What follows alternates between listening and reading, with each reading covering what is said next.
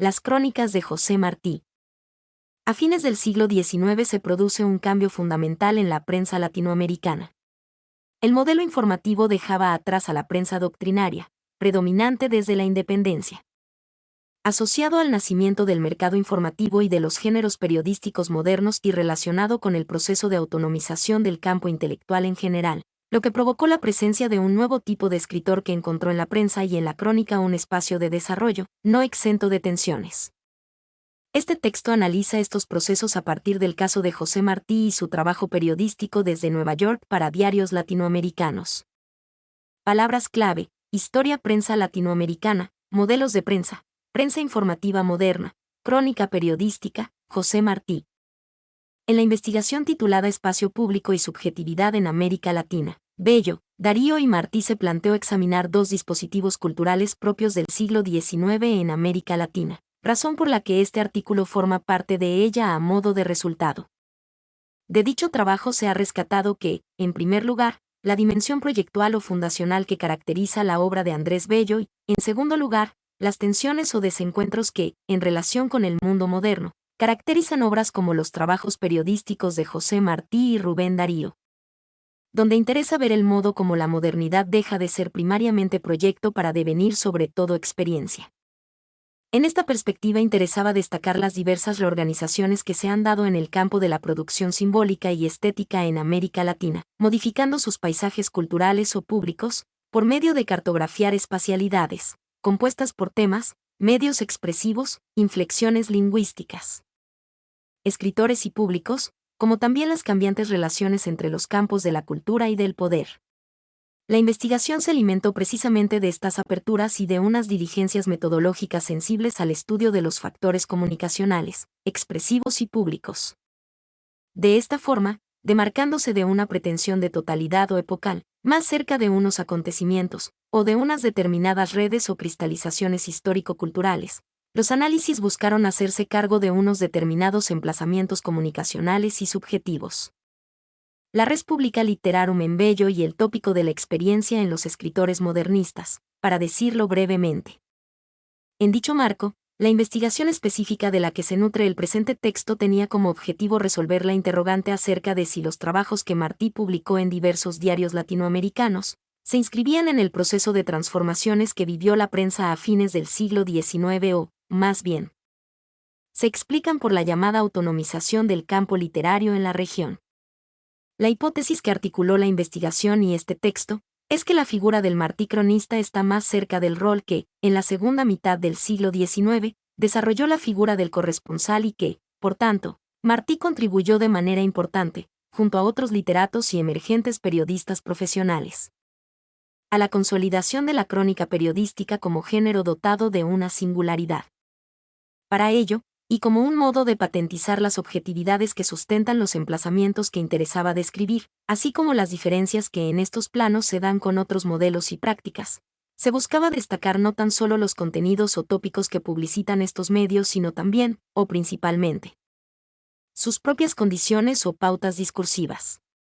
Un tipo de aproximación menos atenta a lo que los discursos ocultan, o a su subsuelo, y más pendiente de deslindar o cartografiar exterioridades o positividades. La perspectiva analítica que orientó el acceso a las fuentes concibe los materiales no como expresión de unas invariantes lógicas, al modo de un cierto estructuralismo, sino antes bien como unas articulaciones o acontecimientos preñados de historicidad y cambios. Metodológicamente, se examinaron todas las crónicas contenidas en las escenas norteamericanas y redactadas por José Martí en Nueva York a partir de 1881, desde las entrañas del monstruo, según sus palabras, para ser publicadas en diversos periódicos latinoamericanos. Se trata de un conjunto de 177 artículos recopilados en 4 volúmenes que suman 1.965 páginas de las obras completas del autor 1992, ocupando desde el volumen 9 al 12, ambos inclusive.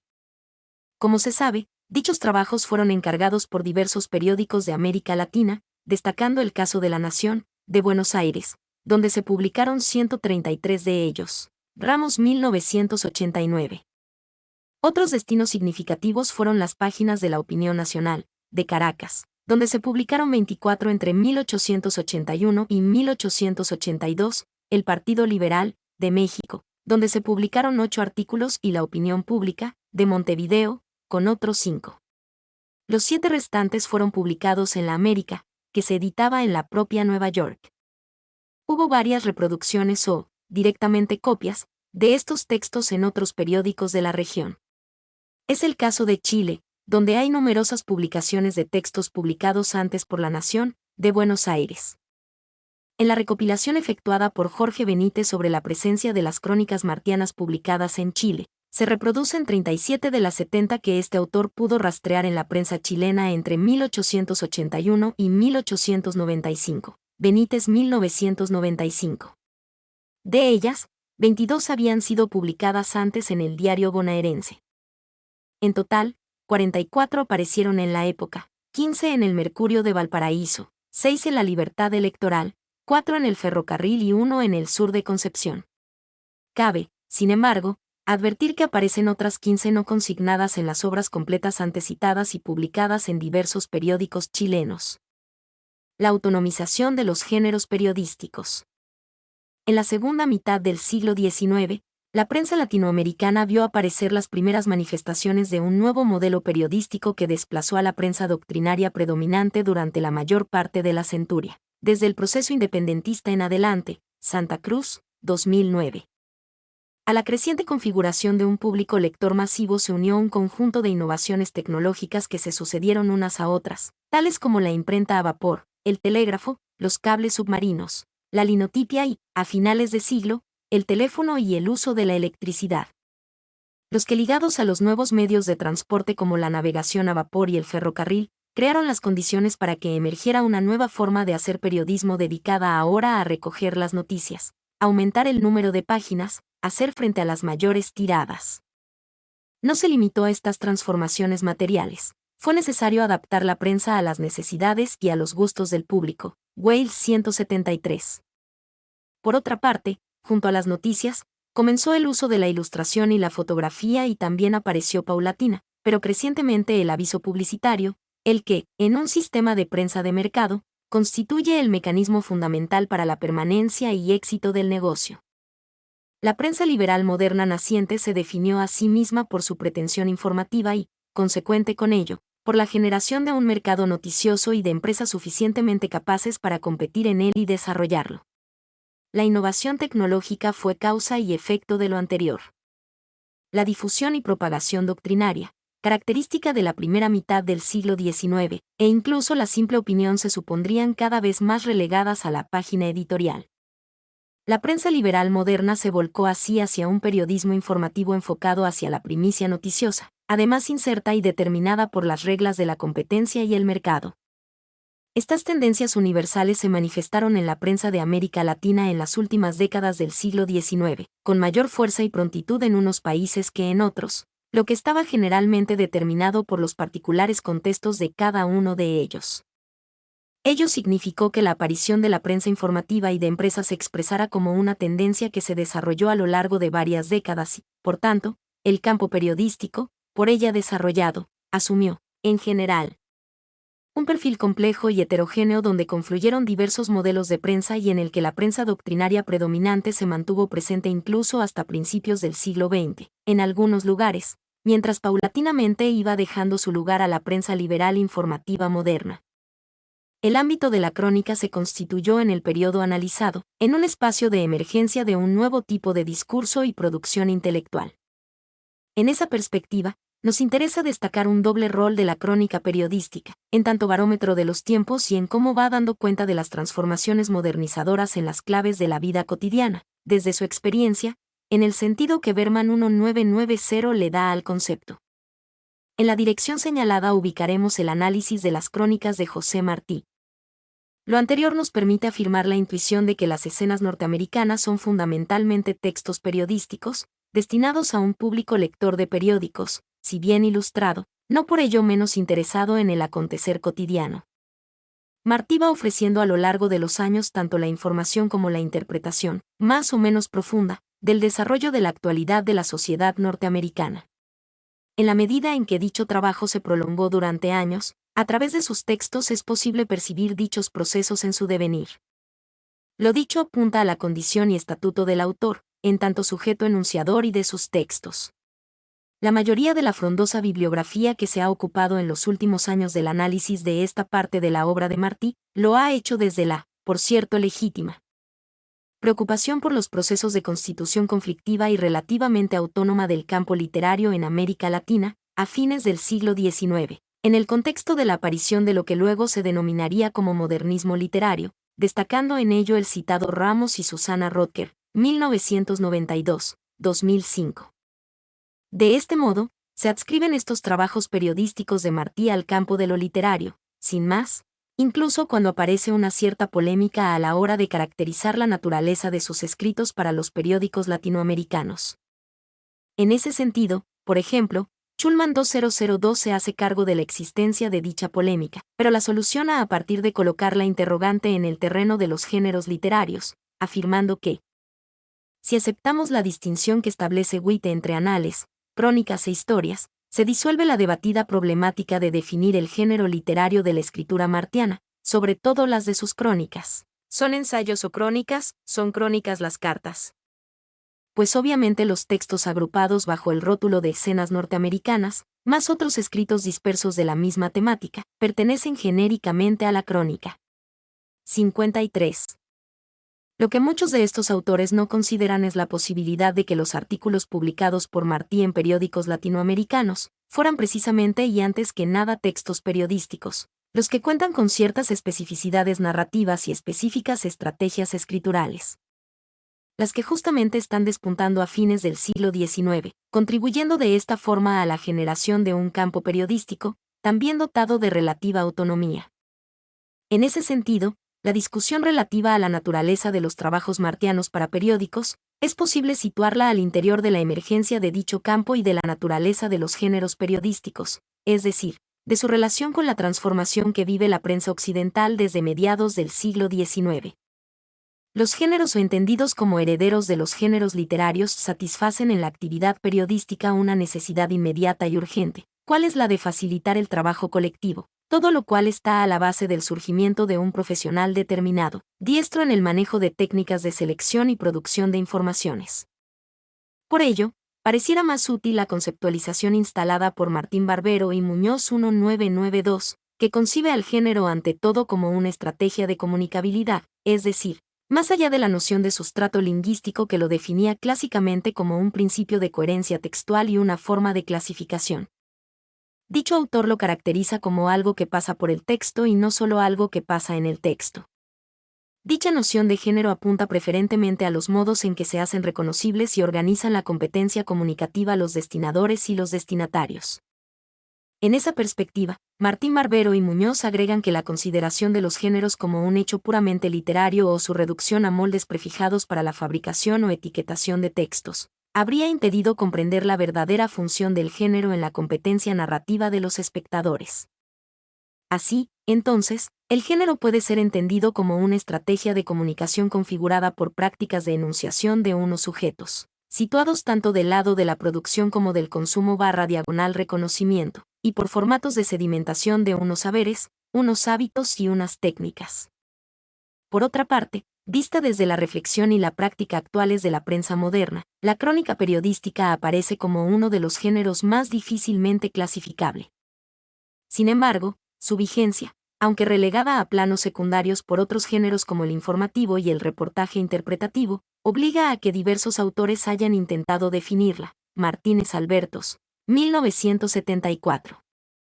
Entre todas pareciera más fecunda desde el punto de vista de su operacionalidad analítica, la visión que asume como punto de partida una cierta ambigüedad, que de alguna forma incorpora la maleabilidad del género, estableciendo que se trata de un género informativo. Pero que es algo más que pura información y algo menos que un reportaje interpretativo. Martín Vivaldi, 1993. En el caso de la crónica periodística, la libertad estilística tendría un solo límite fundamental establecido por el carácter noticioso del hecho en torno al cual se escribe, ya que, como vimos, allí estaría la clave específica de su identidad, en tanto forma periodística y no literaria. Este límite, sin embargo, no se restringe al plano del contenido, sino que se manifiesta con similar importancia en el plano expresivo, el cual debe someterse a las exigencias comunicativas, a la presencia heterogénea del lector, en sentido amplio. Lo que cuestiona visiones como la de Cesdeanova acerca de que se dedica a los hechos menudos y cuyo interés central no es informar sino divertir. 2005. 103. Así, el estilo de la crónica ha de ser claro, sencillo, conciso, revelador de un contenido objetivo que se comunica a alguien. En ese marco, valen todos los recursos estilísticos y retóricos: comparación, metáfora, ironía, paradoja e incluso, aunque mesuradamente, la hipérbole. La única exigencia que fluye del marco es la claridad comunicativa en función de un público determinado. En definitiva, toda crónica tiene un sentido y entraña una significación. Se escribe de algo y por algo o para algo. Se cuenta un hecho significativo y se le da al relato un sentido estimativo axiológico. Se narra un suceso y se procura describir su valor. En definitiva, y aplicado a los trabajos martianos, se trata de poner de relieve lo que podemos llamar el valor periodístico e informativo de la crónica o el artículo, antes que su posible valor literario, en el entendido obvio que ambos no son, necesariamente, incompatibles. Lo que cuentan las escenas. Al analizar las escenas norteamericanas, se puede advertir que la temática central de los artículos es la política norteamericana, presente en cerca de 70 trabajos. En cada uno de los volúmenes no hay menos de un tercio de los artículos reproducidos que no tengan por tema, muchas veces exclusivo, el desarrollo de la actividad política estadounidense, entendida esta como lo relacionado con la actividad del gobierno y el parlamento y de la vida de los partidos principales, republicanos y demócratas, es decir, del sistema político y las elecciones periódicas, informando en detalle de su funcionamiento y conflictos. Hay una evidente intención por mostrar tanto los mecanismos y procedimientos de un régimen liberal democrático consolidado después de pasadas 2 décadas desde la Guerra Civil. Martí, 1992, volumen 10, 93-101, volumen 11, 409-417 y volumen 12, 41-51, 1, cuanto también los vicios e imperfecciones que, de alguna forma, expresaban el desarrollo de un sentido común y una mentalidad propias de un capitalismo emergente, en términos de corrupción política, abusos de poder en medio del predominio de un individualismo y utilitarismo exacerbado. Martí, 1992, volumen 11, 435-443, 2. Tal vez, por ello mismo, el tema que Martí privilegia a continuación es lo que se podría clasificar como costumbres y vida cotidiana, lo que se relaciona con formas de vida, oficios y experiencia de la ciudad, con cerca de 40 textos, cuya mayor cantidad se concentra en los 2 últimos volúmenes, es decir, de 1886 en adelante. Martí, 1992, volumen 9. 199-213, volumen 10, 295-303, volumen 11. 417-425, 3. Lo antes dicho, no obstante, no fue obstáculo para que Martí lograra entregar un amplio y diverso panorama de una sociedad como la estadounidense de la época, en camino a constituirse muy pronto en la principal potencia capitalista mundial. Martí fue el cronista hispanoamericano mejor informado sobre la vida y la cultura de Estados Unidos de los últimos decenios del siglo XIX. A diferencia de Rodó, por ejemplo, su conocimiento no era libresco ni, como en el caso de Sarmiento, el producto de una estancia de corta duración. Entre 1880 y 1895 vivió y trabajó en la ciudad de Nueva York, viajó a otras ciudades de la costa este del país, sobre todo a las de la Florida, leía y escribía inglés, y en los 15 años de su residencia norteamericana adquirió un conocimiento envidiable de las costumbres, la idiosincrasia, la política, la tecnología, las artes plásticas, la música y la literatura de Estados Unidos. Schulman 53. En todo caso, si examinamos con mayor atención el panorama temático de las escenas norteamericanas, podemos encontrar ciertas características que van marcando distintos énfasis en la visión que Martí va elaborando de la sociedad estadounidense y de lo que considera necesario transmitir de ella al público bonaerense y latinoamericano. Todo ello en un marco general amplio y variopinto desde el punto de vista temático. Así, es importante la presencia de los conflictos económicos sociales subyacentes y producto de los procesos de crecimiento y modernización. Alrededor de un 11% de los artículos se dedican parcial o exclusivamente al mundo sindical en formación, a huelgas y conflictos sociales y al desarrollo y presencia del ideario y movimientos socialistas y anarquistas emergentes. Martí, 1992, volumen 10, 403 a 411, 411 a 417 y 418 a 427. 4. Ello incluye los métodos y formas de lucha social, así como los mecanismos e intensidades de la represión estatal. Del mismo modo, hay especial atención al tema de las condiciones de vida de los indios norteamericanos, en pleno proceso de integración forzada al país, una vez consumada la usurpación de sus territorios ancestrales. Martí, 1992. Volumen 10, 321 a 331 y volumen 10, 371 a 379, 5, o de los esclavos recientemente liberados. Martí, 1992, volumen 10. 235 a 241 y volumen 10, 313 a 321, 6 o de las masas de inmigrantes, especialmente europeos, que llegaban año a año al país, sea para recalcar los aspectos culturales, por ejemplo, Martí, 1992, volumen 12, 77 a 87, 7. O la relación con la difusión de idearios socialistas y anarquistas y la consiguiente actividad social. Martí, 1992, volumen 12, 155 a 167 y 15 a 23, 8. Si señalamos que la vida cotidiana es uno de los temas centrales que cubren los trabajos de Martí, es indicativo de su interés por dar cuenta de la mentalidad que se incubaba en esa sociedad. El hecho de que le dedicara atención especial a las celebraciones de efemérides y otros actos cívicos masivos. Tema que cubre entre un 5 y un 10% del total de los artículos. Martí, 1992, volumen 10, 127 a 143 y volumen 9, 85 a 97, 9. Cabe hacer una mención especial al espacio y la atención dedicada a la inauguración de obras públicas y monumentos que trascendieron largamente a su época, constituyéndose de alguna manera en símbolos de la ciudad. Como es el caso de la Estatua de la Libertad. Martí, 1992, volumen 11, 99 a 119, 10 y el puente de Brooklyn. Martí, 1992, volumen 9, 423 a 435, 11 o el anuncio de la construcción del tren subterráneo. Martí, 1992, volumen 11, 443 a 453, 12. De la misma manera, hay una presencia permanente de temas judiciales y delictivos, los que incluyen casos de corrupción política, de violencia política como el antes señalado sobre los sucesos de Chicago, de delitos comunes entre las personas, funcionamiento de las instituciones, etc., cubriendo también cerca de un 10% del total de los artículos.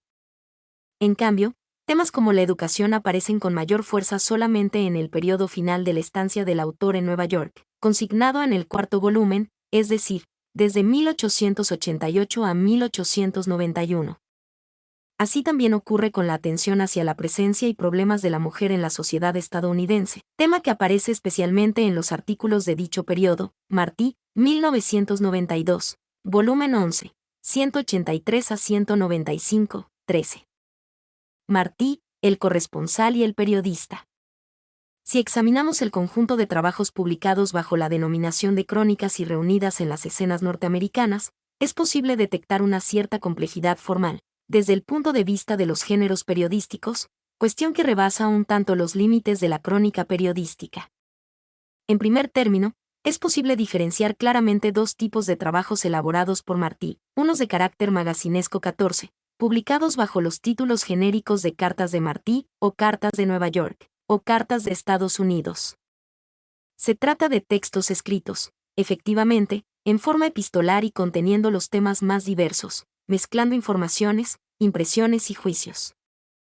A modo de ejemplo de lo anterior podemos citar el texto publicado bajo el nombre genérico de Cartas de Martí, por La Nación, de Buenos Aires el 14 de agosto de 1883 y en el que el autor nos ilustra acerca de la Universidad de Harvard, de su lugar en la sociedad norteamericana y de características de su funcionamiento. Para luego pasar al tema del llamado problema indio y terminar informando acerca de los últimos inventos de Edison y de sus polémicas con otros inventores sobre la propiedad u oportunidad de aquellos. Un segundo caso citable, en esta dirección, es el texto titulado Cartas de Estados Unidos, publicado en La Nación, de Buenos Aires, el 28 de febrero de 1889 y en que se nos informa de la situación del empleo en la economía estadounidense, de la actualidad política, nuevamente del problema indio y de la política exterior del gobierno de Estados Unidos, en relación con la situación que estaba viviendo Haití. Hay un segundo tipo de trabajos que se sitúa en un lugar más bien contrario al anterior. Se ocupan solamente de un tema, ocupando varias páginas y tienen un título relativo al asunto en cuestión. Su estructura narrativa con una entrada o presentación del tema, un desarrollo y unas conclusiones o cierre, se asemeja más al reportaje interpretativo del siglo XX, Santibáñez, o si se quiere, al ensayo periodístico, ya que lo medular del texto son los datos y hechos que sustentan y justifican las opiniones y juicios que se emiten, y que conducen a las conclusiones, las que, por su parte, tienden a tener el carácter de prospectivas, tal como lo exige el reportaje moderno, en orden a señalar el curso posible de desarrollo de los hechos en el futuro inmediato.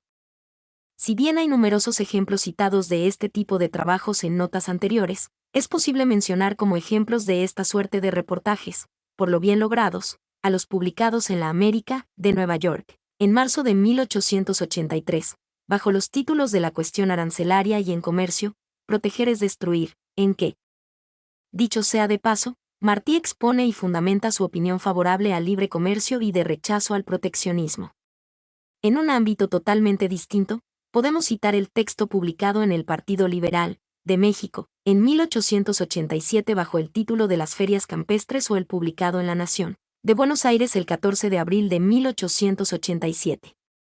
Bajo el título de El cisma de los católicos en Nueva York. Por último, es posible también encontrar textos unificados por un tema general, pero que contiene informaciones variadas o distintas y hechos diversos, en lo que se ha llamado también el reportaje policránico, en tanto mezcla articulada de temas, Becali, 1976. De modo que el trabajo periodístico que Martí desarrolla en su estancia neoyorquina, asume más bien las características de lo que ya se conocía como un corresponsal, es decir, un periodista encargado de cubrir la información en una zona geográfica determinada, situada fuera de la sede de la publicación, puede ser una comarca o municipio, la capital del país o el extranjero. Martínez de Sousa 127. Sigue señalando la definición que el trabajo del corresponsal es el de procurarse y transmitir informaciones, especialmente aquellas relativas a aspectos no cubiertos por las agencias de noticias y esto es probablemente lo más distintivo especialmente en el caso de Martí, dar su versión particular de los hechos, aunque estos fueran conocidos por otros medios. Dicho de otro modo, en la segunda mitad del siglo XIX aparece esta figura profesional, propiamente periodística, que implica a alguien que está en un lugar al que la gran mayoría de sus potenciales lectores no puede acceder para mirar los hechos, sentirlos y pensarlos por ellos. En una época donde el rol estrictamente mediador del periodista cobra plena vigencia y legitimidad social, dada la imposibilidad de una masa creciente de lectores de acceder directamente a la experiencia de los hechos. Gómez, 1991. La labor de Martí calza muy exactamente con esta figura del corresponsal, a la luz de lo que hemos señalado respecto a la forma y contenido de sus trabajos, ya que, normalmente, el corresponsal, representante único de su periódico en su lugar de residencia, carece de una especialización concreta, por lo cual cubre indistintamente todo tipo de acontecimientos, políticos, deportivos, económicos, artísticos, científicos, etc. Martínez de Sousa 132.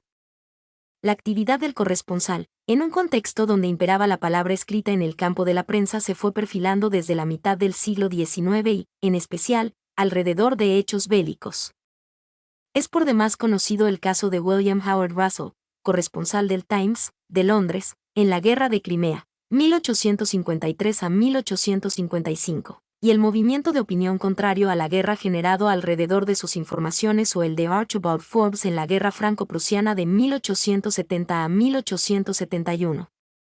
Es también lo sucedido en la Guerra Civil de Estados Unidos, 1861 a 1865, y, en el caso de América Latina, lo ocurrido en la Guerra del Pacífico, 1879 a 1883. Conclusión, y la prensa, la reina nueva, la amable reina poderosa 15. Finalmente, a la luz de los textos que Martí, en su oficio de corresponsal, le dedica a lo que observa del desarrollo de la prensa estadounidense, Es posible afirmar que tiene una visión bastante completa y profunda de los procesos que está viviendo la actividad periodística en esos momentos y que, justamente, tienen Estados Unidos como uno de los lugares donde aquellas transformaciones están marcando pauta. De la misma forma, pareciera que en Martí hay una plena claridad acerca del rol del profesional periodista que se está consolidando. En ese sentido, en sus primeros años como corresponsal afirmaba el rol de la prensa proclamando, el periódico, lente inmensa, que en este siglo levanta y refleja con certidumbre beneficiosa e implacable las sinuosidades lóbregas, las miserias desnudas, las grandezas humildes, las cumbres resplandecientes de la vida. Martí, 1992, volumen 9, 412-16. Sin embargo, a medida que avanza el tiempo, su mirada y su opinión se van complejizando al percatarse de los heterogéneos procesos que subyacen al panorama superficial de la existencia de una amplia variada oferta periodística, haciendo ver a sus lectores de Latinoamérica las características que asume la competencia cada vez más fuerte en el naciente mercado informativo. Destaca así la lucha empeñadísima de los periódicos de la mañana que a 8 centavos se siguen vendiendo y cada día inventan métodos con que arrebatar sus lectores a los diarios rivales, entre cuyos métodos el de escribir con ligereza y de burla sobresale y prima. Por ser la necedad y frívola disposición condiciones que alcanzan mayoría en lo común de los públicos. Martí, 1992, volumen 10, 49-17. Más específicamente, días antes había hecho referencia al uso de cierta prensa dirigida a la creciente masa de inmigrantes, en el marco del caciquismo y corrupción política, al denunciar que pena da a veces ver cómo cortejan estos periódicos a la muchedumbre, le halagan sus gustos, le sacrifican la propia cultura, se fingen por complacer. Vulgares y brutales, se echan encima por la esperanza de la propina el arreo servil y la sonrisa dolorosa de los lacayos. Martí, 1992, volumen 10, 41-18. No obstante, lo anterior no excluye el valor que un periodismo centrado en abastecer de informaciones a un público cada vez más masivo y demandante puede tener en el marco de procesos modernizadores profundos y complejos, señalando que ya el periodista ha de abarcar la moderna vida múltiple, en todas sus formas, como ruge en las fraguas, cómo se transforma en el comercio y viaja, cómo se ideifica en la literatura y en la política, cómo se sublima y colorea en las artes. El periodista ha de saber, desde la nube hasta el microbio. Martí, 1992, volumen 10, 235-19. En ese sentido, se hace cargo de la nueva concepción de periodista que está surgiendo como depositario de unas técnicas y unas competencias profesionales capaces de instalarlo como testigo de la historia y mediador social, al señalar que estén las noticias bien redactadas, de modo que lo que se diga sea el hecho cierto. ¿Qué es lo único que la pluma ha de escribir, aunque vaya contra la simpatía propia u opinión? Martí, 1992, volumen 12, 471-20. Específicamente destaca en esa dirección el papel desarrollado por The Evening Sun, periódico dirigido a un público popular y masivo, a quien define como el diario de la tarde de a centavo donde siguen juntándose con arte admirable la viveza en la noticia y la literatura gráfica y viva en el estilo, no aquella pompa clásica. Jerga de libros y hueca imaginería de los diarios inútiles y académicos. Martí, 1992, volumen 11, 196-21. Entusiasmo que lo lleva a afirmar a fines de ese mismo año que el The Evening Sun como diario es una verdadera maravilla, y el más despierto y artístico que se escribe tal vez en lengua alguna. Martí, 1992, volumen 11, 327-22. Cabe recordar que The Evening Sun fue fundado en 1833 por Benjamin Day, el que había comenzado trabajando como tipógrafo. A un precio de 2 centavos tuvo un rápido éxito llegando a una tirada de 19.000 ejemplares en 1835. En la época de Martí y con nuevos dueños, pero sin cambiar esencialmente su perfil, la tirada se había elevado a unos 100.000 ejemplares diarios, Wales 149 y 201.